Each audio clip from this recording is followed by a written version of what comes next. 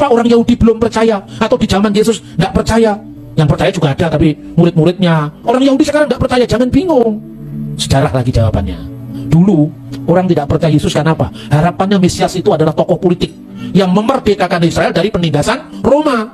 Lah Yesus malah tidak mengatakan darahku benar-benar minuman, tubuhku benar-benar makanan. Loh, ini kan juru selamat mau mati nih. Murid-muridnya banyak yang mundur. Bahkan ketika Yesus sudah bangkit, mereka, maukah engkau memulihkan kerajaan bagi Israel? Jadi yang dipikirkan itu adalah kerajaan politik. Makanya Yesus ditolak. Tapi Yesus menangisi Yerusalem. Sejarah harus berlangsung. Kamu lihat gedung yang megah ini, kata Yesus, ketika melihat bait suci yang luar biasa megahnya pada zaman itu, diarahkan mata murid-muridnya. Akan tiba saatnya, tidak satu pun batu dibiarkan terletak di atas batu yang lain. Semua akan diratakan.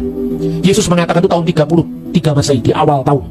Karena pada bulan Nisan dia disalibkan, ya kan? Itu terjadi 40 tahun setelah peristiwa itu kurang lebih. Benar-benar terjadi. Waktu itu, ini ngomong sejarah lagi, orang Yahudi itu ada 3 sekte, 3 aliran.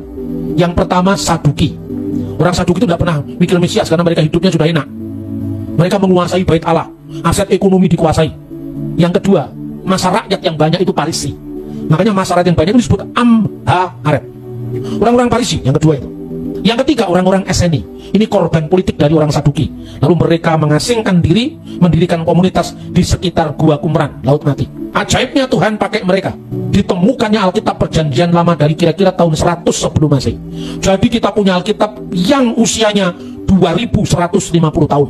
Ayo, siapa yang mengatakan Alkitab palsu? Mungkin bukti sejarahnya 2000 tahun aja ada kok. Dari sekarang, ya tahu? Itu orang Eseni. Ketika orang Parisi tidak puas dengan situasi mereka, mereka melahirkan kelompok baru yang sangat keras, namanya Zelot. Orang-orang Zelot ini yang memprakarsai pemberontakan terhadap Roma. Lalu mereka berontak, lalu muncullah perang Yahudi pertama. Mulai tahun 66 berakhir tahun 70 Masehi. Apa yang terjadi? Tanggal 9 bulan Ibrani Ab, tahun 823 setelah berdirinya kota Roma. Tahunnya itu jelas catatannya. Sama dengan 5 Agustus tahun 7 Masehi. Kira-kira pada saat mereka sembahyang Minka, kira-kira menjelang maghrib, asar itu ya, itu api memasuki ruangan kudus, kemudian masuk ruangan kudus, bait Allah benar-benar hancur. Itu sore hari tanggal 5 Agustus tahun 70 Masehi. Persis dengan yang disebuatkan Yesus. Tinggal tembok barat yang disebut dengan Hakotel Hamarifi, tembok barat. Orang Yahudi nangis-nangis di situ, menyeratapi dosa-dosanya. Kenapa kehilangan bait Allah? Tetapi orang yang nonton dia, oh ini mereka meratap, makanya disebut tembok ratapan. Istilah tembok ratapan itu julukan oleh orang-orang bukan Yahudi yang nonton mereka meratap. Makanya orang Arab menyebut Haitun al-Mubaka, tembok ratapan. Tinggal itu, sudah habis harapannya. Lalu ada sebelum perang usai, ada seorang rabi. Rabi itu pemimpin agama Yahudi. Dia tahu ini gara-gara orang Zelot ini, kita sebentar lagi kehilangan bait Allah, kita kehilangan harapan masa depan kita. Lalu diam-diam dia mengutus utusan untuk berdamai dengan Roma. Lalu diterima sama Roma. Apa mau kamu? Saya nyerah, karena saya tahu ini akhir sejarah bangsa kami. Kami tidak punya lagi bait Allah. Karena itu, izinkan kami untuk pindah dari Yerusalem, tapi izinkan kami untuk merindah masa depan kami bersama agama kami. Lalu Rabi Yohanan bin Zakkai itu diberikan tempat bersama para pengikutnya yang tersisa di sebuah kota yang namanya Yapne. Yapne itu dikenal dengan Yamnia, dekat Tel Aviv modern. Tinggal di sana mereka meneruskan agama Yahudi. Tapi agama Yahudi yang muncul di abad kedua setelah bait suci hancur beda dengan Yahudi yang sebelumnya. Bedanya di mana? Tidak ada lagi Yom Kippur dengan korban binatang, ya toh? Yang ada hanya doa-doa yang dipusatkan di rumah ibadat yang namanya sinagoge. Paskah masih ada, tapi korban domba Paskah tidak ada lagi. Hanya doa-doa yang dipanjatkan. Karena tidak ada bait suci, korban tidak sah untuk dilakukan di sana. Setiap Paskah tiba, mereka selalu mengenang Yerusalem. Tahun 130 berontak lagi orang Yahudi ini. Itu yang namanya perang Yahudi kedua. Kenapa saya ceritakan sejarah ini? Supaya Anda tahu sejarah kekristenan. Dan yang kekristenan yang kita hadapi ini, kalau aliran Pentakosta dari tahun 2000-an, tahun 1900-an, ketika terjadi penyuluhan Roh Kudus di Azusa atau apa, Azusa Street. Tapi 19 abad yang lama nggak tahu sejarahnya. Akibatnya Yesus baru dilantik jadi Tuhan tahun 325. Da Vinci Code bingung. Karena kita ini terlalu aliran. Makanya kita ini kembali ke pokok, kembali ke sumber. Kalau itu, gereja pasti bersatu. Amin. Makanya saudara-saudara, perang Yahudi kedua itu menang. Kemenangan itulah selama hanya 4 tahun saja.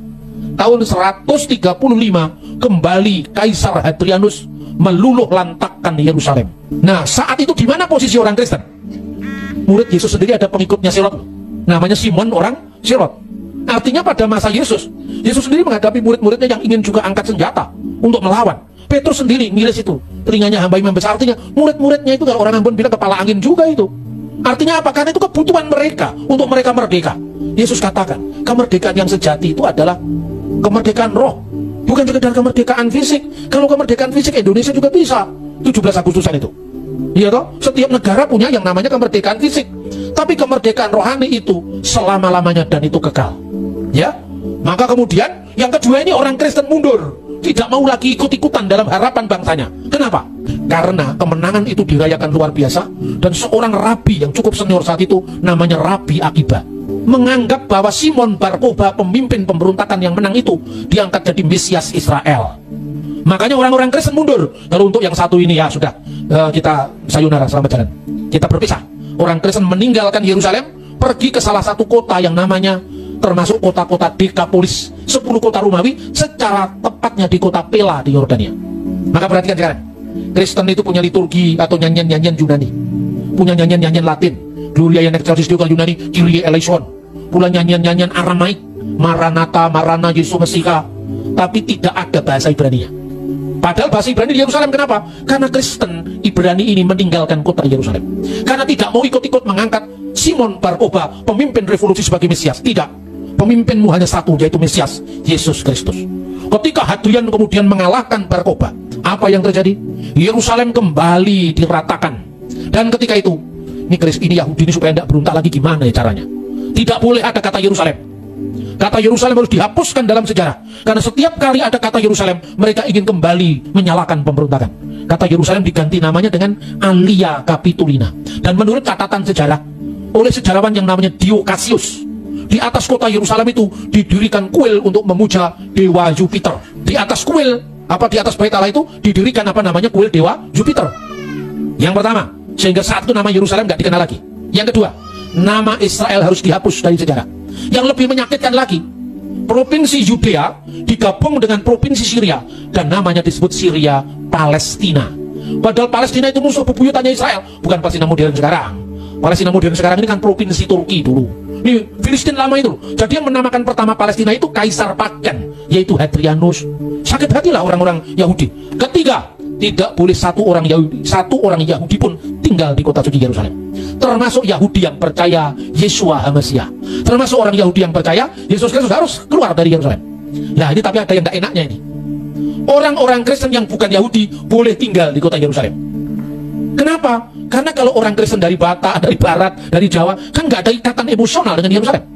Tapi kalau orang Yahudi, entah itu Yahudi Rabinik, entah Parisi, yang Yahudi Rabinik kan sekarang jadi Parisi, entah itu Nasrani yang percaya Yesus kepada Yesus orang Nazaret, Yerusalem segala-galanya. Karena nasionalisme, patriotisme, Kristen non-Yahudi boleh tinggal di Yerusalem, Yahudi semuanya nggak boleh tinggal di Yerusalem. Akibatnya terjadi perseteruan antara Yahudi dengan Kristen. Gitu loh saudara-saudara. Lalu orang Yahudi mengeluarkan kutukan terhadap orang Kristen. Inilah sejarah panjangnya begitu. Makanya sekarang tidak boleh kutuk mengutuk, karena Kristen sekarang sudah mengampuni. Yahudi itu bagaimanapun juga akar sejarah kita.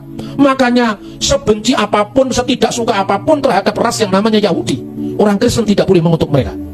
Kita harus mengasihi, apalagi lewat bangsa Yahudi ini kita berhutang keselamatan. Amin. Memberkati, bukan mengutuk. Nah, kiranya firman Allah ini dengan bukti sejarah, pendalaman iman atau teologi, kita sekarang paham bahwa iman Kristen itu bukan main-main. Kalau bahasanya anak sekarang, bukan kaleng-kaleng, memang luar biasa. Amin.